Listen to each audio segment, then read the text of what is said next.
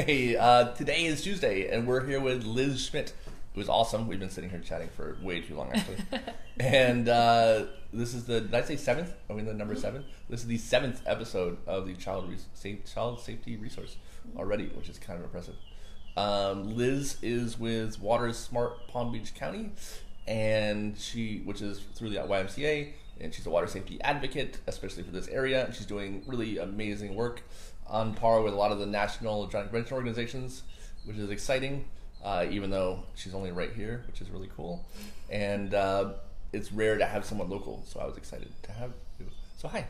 Hi. How's it going? Good. Yeah, it's like we weren't just sitting here chatting for 3 minutes. I know, right? Right, yeah. So yeah, like I said, I wanted to start with your kind of your origin story. Yeah. Where you came from, the path that led you to the glitz and glamour that you now have. To life on the water. Yeah, right? exactly. So my tale starts, I grew up on the water. I grew up actually in Minnesota, land of 10,000 lakes. Okay. And I grew up on Lake Minnetonka, Okay. which some people may be familiar Like Prince? with. Yep, Prince. Yeah, Prince was one of my neighbors. That's, basically, really? practically. Okay. Not really, but right, it's the same town. Same. We drove past Paisley Park like it was kind of another house. Okay. So is that where he lived? It was cool. Yeah, Paisley Park Gotcha. in Chanhassen, Minnesota. Nice. And so everybody knew that when the dome was lit up purple, that meant that he was recording. So oh wow. Yeah. That's, it was I knew Prince none was of this. just kind of a part of our kind of growing up. So it's interesting living here now after his death, and people, especially younger adults, learning about who Prince is, and we always kind of grew up with his songs on the radio locally, right. and just him kind of around. So. I only know of Lake Minnetonka from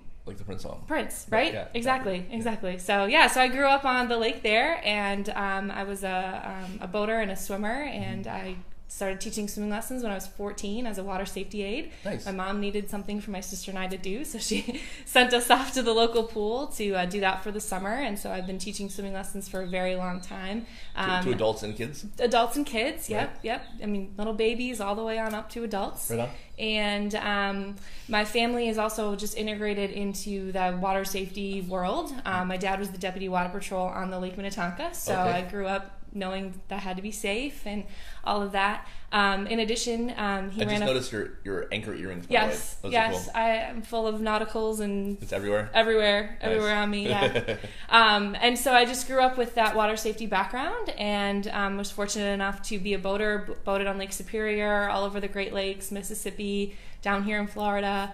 I'm also a scuba diver, and so water is just kind of my world. And so I'm so fortunate to be with the YMCA and promoting water safety as my full-time job. Nice. So you said your mom was involved somehow too? Well, no, my mom, she's a nurse, Okay. so, but it connects. it all connects. Sure. Well, all boating safety all together. So Absolutely. yeah. So boating and then the swimming lessons, those were the kind of the first Yeah, times? and then my probably the biggest impact I've had, especially as an adult, I'm looking back on, is my dad ran a foundation called the Trident Foundation that did search and recovery of drowning victims throughout the U.S. So him and his team, which was based out of Fort Collins, Colorado, would travel all around the United States doing different missions for search and recovery of drowning victims. So we were always flooded with stories in my family, in our household, of the different missions he was working and the different people he was looking for. And so that kind of really instilled a level of respect on the water, is because we knew that this could happen to anybody, and while we've been respected. That's awesome. Yeah.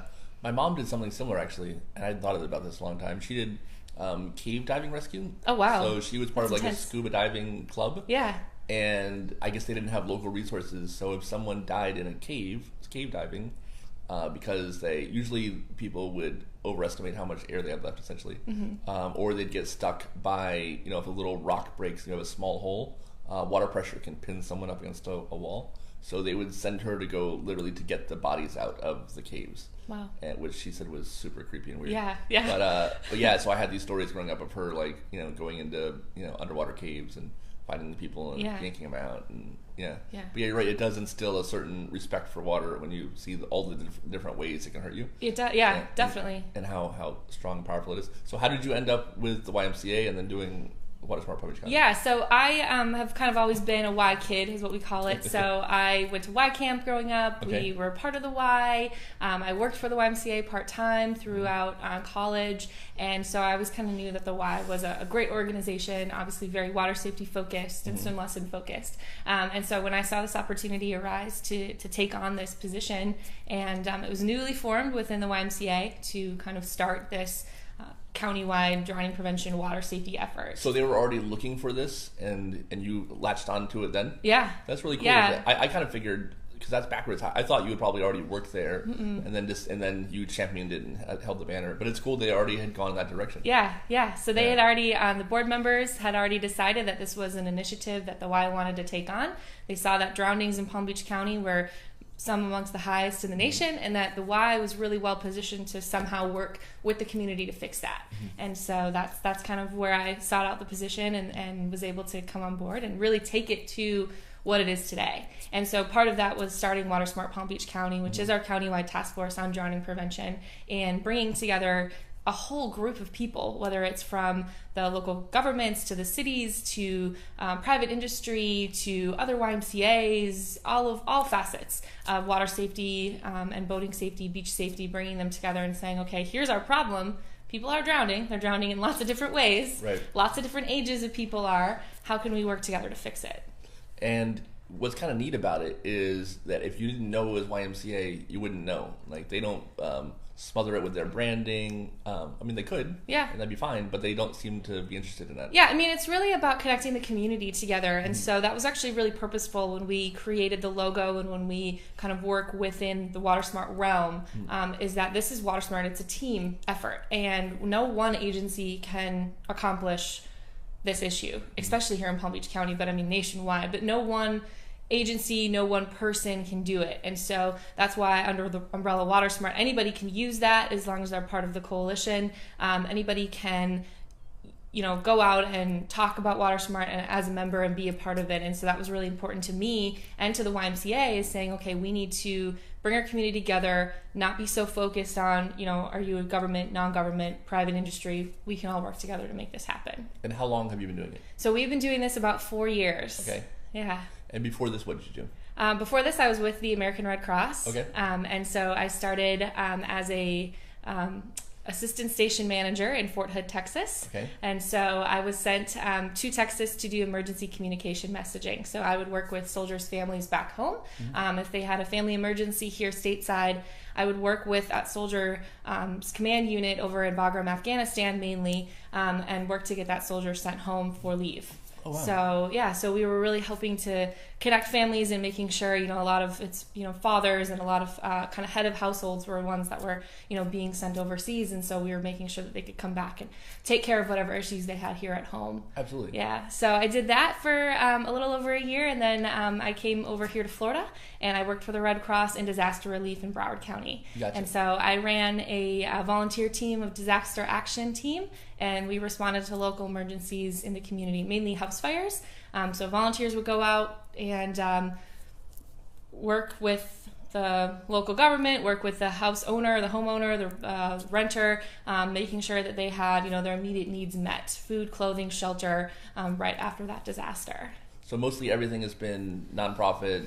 Yeah. Food. Yeah. Yep. That's cool. And did you go to school for anything close to this? Nope. I went to the University of Minnesota at Duluth, Okay. up in northern Minnesota for environmental studies, as well as communication. So Okay. the communication piece comes in a little bit. Yeah. But not the environmental studies. No, but it's okay. I had a great time in college. That works. Did lots of camping trips and had a good time. So, Awesome. Yeah. So Water Smart Palm Beach County has been around, you said, for 4 years. And what are some highlights of things that you've done so far that you're excited about? Definitely. We are really working together to connect our community. I think one of the best things that have come out from Water Smart is we are all working together to get kids more swim lessons. So prior to Water Smart starting, countywide we were serving a little under 1,000 kids in free swimming lessons. Fast forward 4 years today, we're serving about 10,000 kids through Water Smart. So that would be when you say serving kids, what does that mean? We're providing them with swim lessons. Okay. So we're providing those kids with free or reduced cost swim lessons at our local pools. So that could be county, city, or YMCA. And we've really kind of taken each individual efforts and pooled them together. One of the great things that have come out of this is Y staff actually going to the pools to help with those lessons. So one of the things we all know about, especially in the aquatics world, is we have an employment shortage of qualified swimming instructors and lifeguards. So what I do is part of my contribution to Water Smart is I have staff.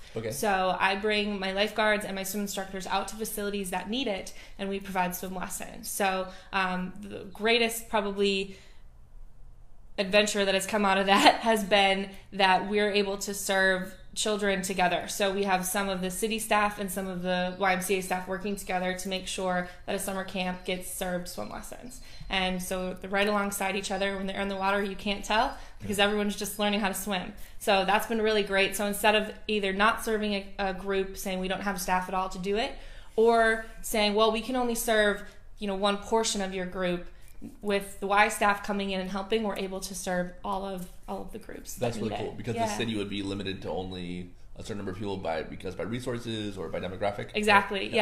Exactly. So we've been able to do that. So we're working over in over 17 pools throughout Palm Beach County, being able to provide swim lessons to those kids. That's really cool. Yeah. And so if someone wanted to get free swim lessons, what would they do? So the best way to get swim lessons is to contact the Drowning Prevention Coalition. They do offer the vouchers. The programs that the YMCA offers for swim lessons is all in groups. So advocate that their group, whether it's their summer camp, their child's preschool, their child's Girl Scout, Boy Scout troop, advocate that those kids should get swim lessons. And then they can contact me at ymcawaterwise.org, and we can work with them to get swimming lessons to them in their group. So not only do they have to, they don't have to come to the Y. We can go out to them to be able to provide those lessons. So it's being able to break down any barriers of transportation or anything like that and saying, we'll come to you and do those lessons. That's really cool. So the Drowning Prevention Coalition of Palm Beach County does individual lessons? Yeah, so they do, what happens is you go online and you fill in some information, and they'll, if you qualify, you will receive a voucher in the mail. And that allows you to go to pools throughout Palm Beach County to redeem that. It's like a coupon. You can redeem that for free swimming lessons. Gotcha. So you can redeem those at the county pools. So most of the cities in Palm Beach County offer those, and then the YMCA's as well in Palm Beach do offer those. So by going to their website, Drowning Prevention Coalition, you'll be able to see the list of facilities and apply for a voucher there. And is the qualification income-based? It is income-based, so it's mainly if your child is on free or reduced lunch, that's kind of the blanket, but they're on the website, they'll kind of talk you through what you have to provide to them. All right. And that's, I'm sure if you just Google Drowning Prevention Coalition of Palm Beach County. Yeah, it's, government address, it's super long, so just Google that and it'll pop it right up first thing. Yeah. Fantastic.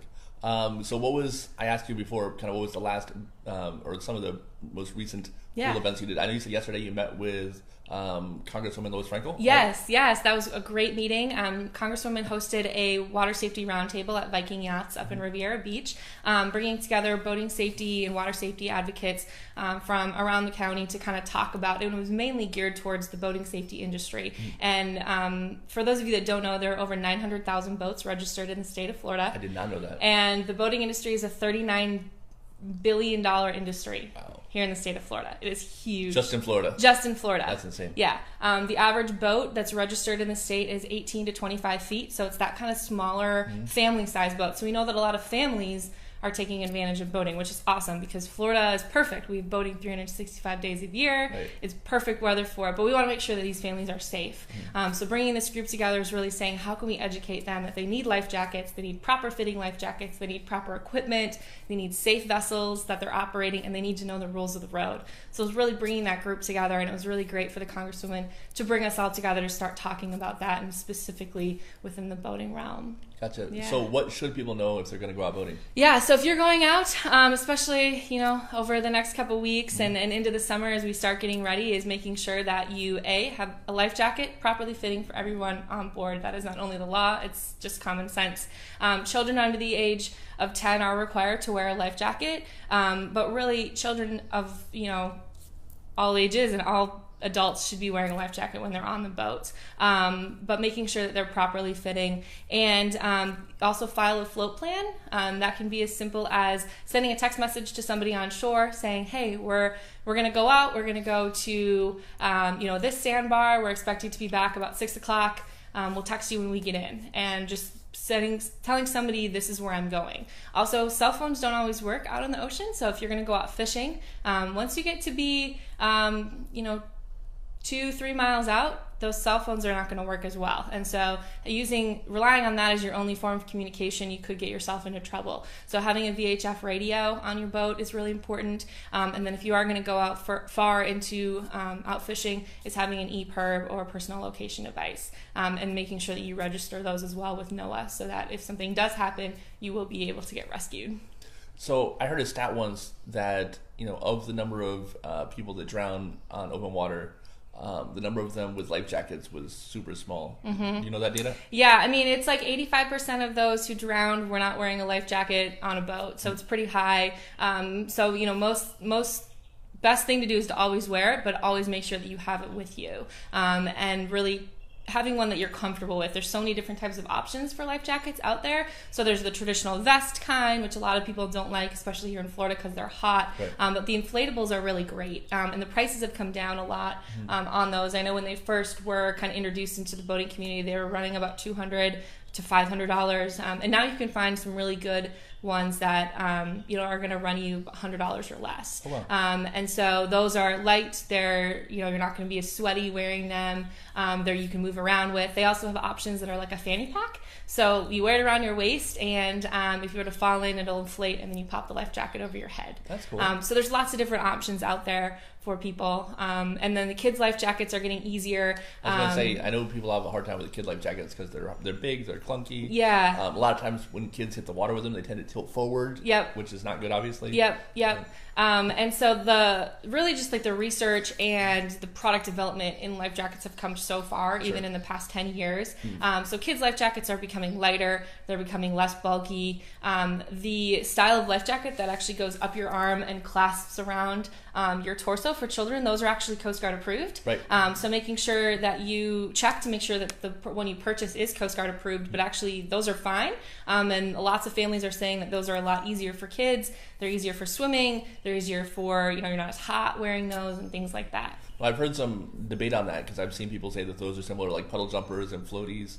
But if they're Coast Guard approved, so that's, you want to make sure that they are Coast Guard approved. And the reason why that is when you fall off a boat or if you have an incident, sometimes hitting the water is as hard as hitting concrete. Right. And so part of what that Coast Guard approved stamp shows is that when you fall in, that life jacket's going to be able to protect you. Okay. Also, the strapping and the webbing that's actually clipping you in is been certified to be strong. It's not going to come apart, and the flotation is not going to clog with water and things like that. So you want to make sure that you are getting one that's approved. Most life jackets that you buy at Target, Walmart, West Marine are going to have that stamp, but just double checking, and it's pretty prevalent on the inside of the life jacket. Perfect.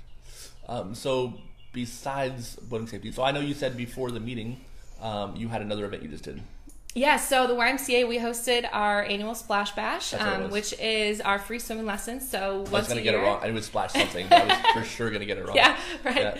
I know, all those little names for things. Yeah. Yeah, so we hosted some families at our YMCA. Around 200 families came to our YMCA for a week of free swimming lessons. And this is really us opening up the Ys to our community and saying, it's almost spring. It's almost time to start talking about and thinking about water safety. Come into our Ys, test out some swimming lessons for a week, and get yourself ready for the summer. So it's a really great event. We're really happy to be able to do this for our community, and we look forward to continuing to do more splash bashes as the years continue. That's cool. Yeah. So when you do swimming lessons, what are the age ranges? So the YMCA, we teach as young as 6 months of age. That's parent-child, so the parents are actually in the water. And what I tell people is that class is actually for the parents, not as much as for the kids. Okay. So it's the parent getting in the water with the kid, learning how to hold them, learning how to teach them how to blow bubbles, and the parents actually getting comfortable with being in the water with their child, knowing how to submerge their child safely, and then also a lot about rules. So teaching them how to teach their kids how to properly enter the water,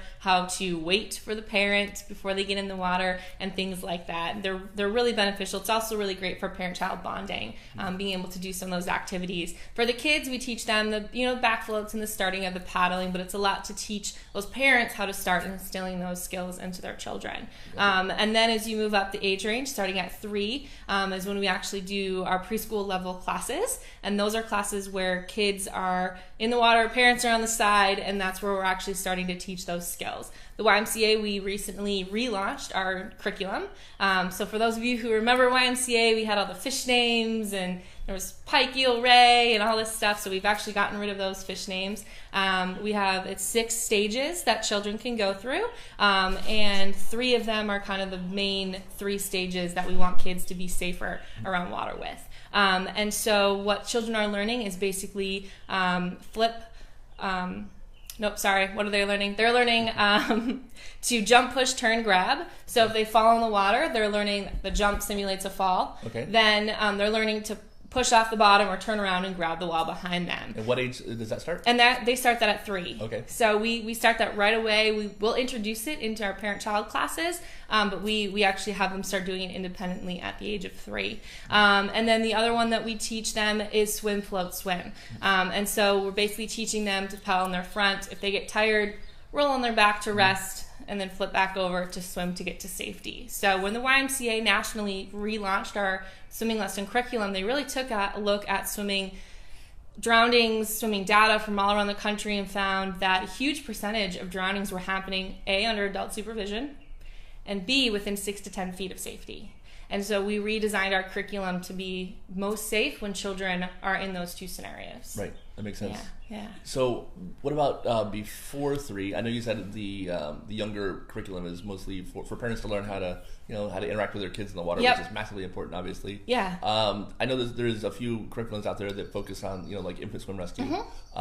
Is the Y the right place to go for that? So we do offer that program at our Boca YMCA. So if families are interested, they can come to our Y. And really when it comes to water safety, wanting to make sure that people pick a method that makes sense to them. Sure. And so there's lots of different things, and there's lots of different people will tell you lots of different things about infant swim rescue versus progressive swim, right, versus American Red Cross versus YMCA, Baby Otter, and all the different ones. And what I tell parents is I say, really do your research, look into the curriculums, and really talk to those different areas. It's also kind of what your price point is and what you're interested in spending. Do you want a swim instructor to come to your house, or do you want to go somewhere? So it's really kind of looking at what's the best for you. Any type of water safety is better than none. Sure. So making sure that parents really utilize what's most comfortable to them. Awesome. Yeah. So what events do you have coming up in the future? So we're Water Safety Month right now. Water Safety Month is right now, so this is the best time to get enrolled in swim lessons, making sure that your pool is safe and ready for the summer, making sure that you have all the proper equipment if you're going to go out boating this summer. So this is really the time to kind of take a look at, are you ready for the summer? We at the YMCA are getting ready for our summer programming. So with the community outreach programming, we provide swim lessons for about 2,000 kids through the summer. So my staff are all getting ready to go out into the community pools and provide those swim lessons.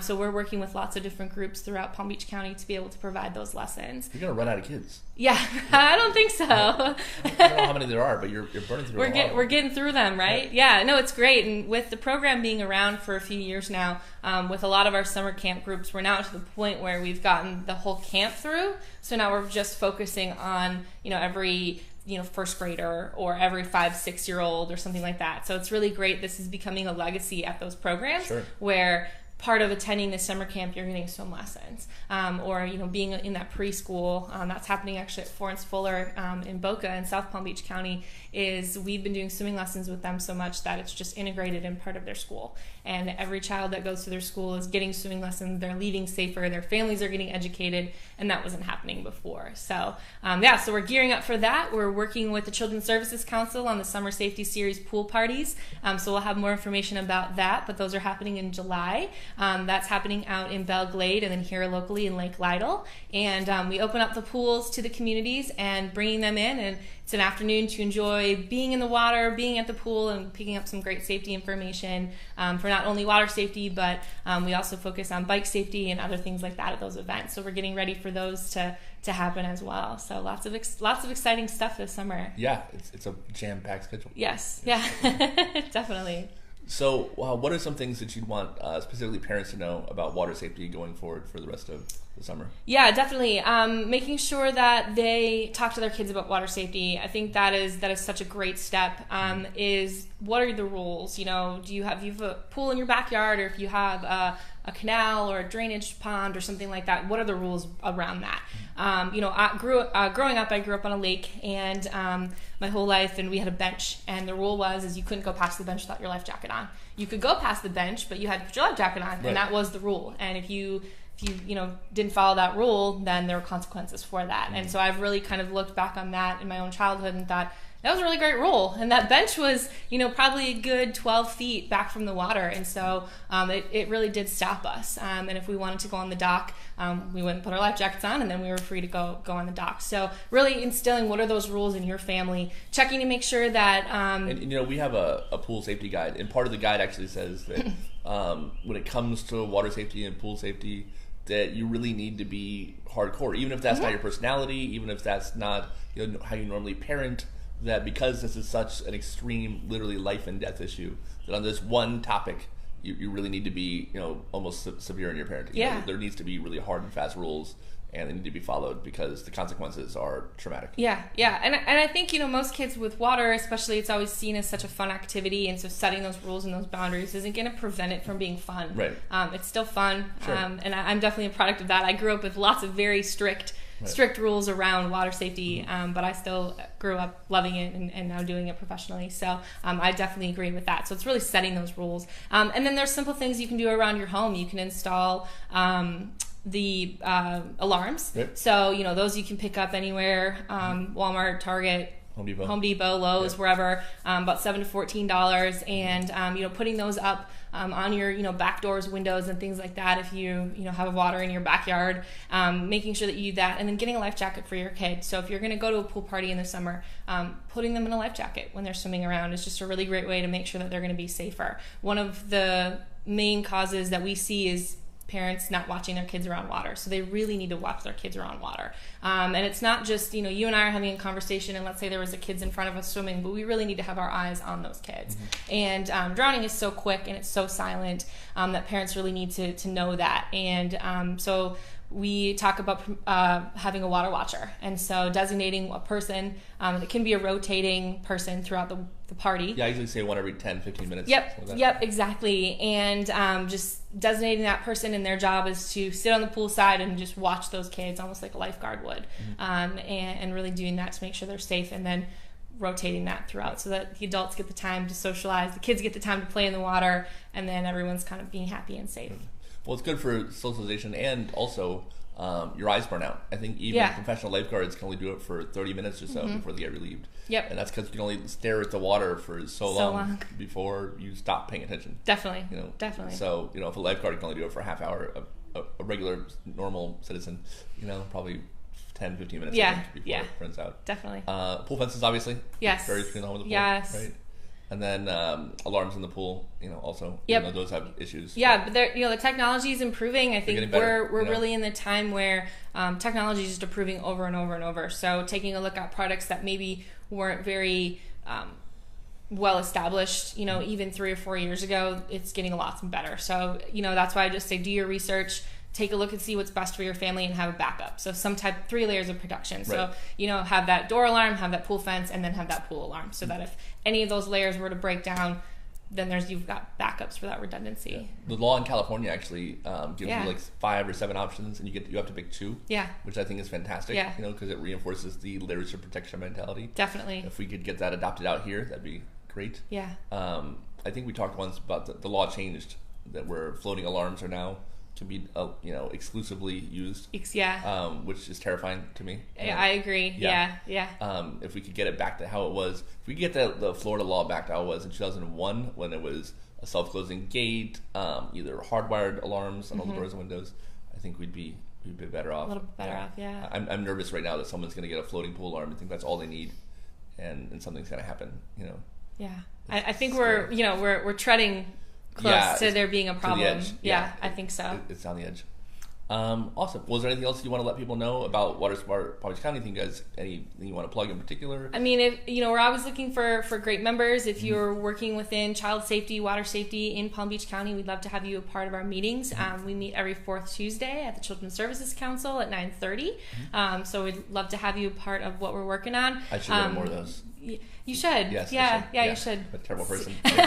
Start seeing what we're doing, working on our events, working together, and really looking to go do some of that legislation and move that up. So that's awesome. Yeah. Very good. Well, thank you so much. Yeah, thank you for having me today. Absolutely. This was great. Love talking about what I do, if you can't tell. Right. I mean, you do a cool thing. Yeah, it's fun. fun. You're fortunate that you get to do something awesome. Me too. Yeah, I'm so lucky. I love my job. I love what I do. Working with the YMCA is great, and they've really given me the opportunity to grow this department to be what it is, and it's a fun ride. Very cool. Yeah. Thanks, Liz. Thank you. All right. You're good. Awesome. All right. See you guys later.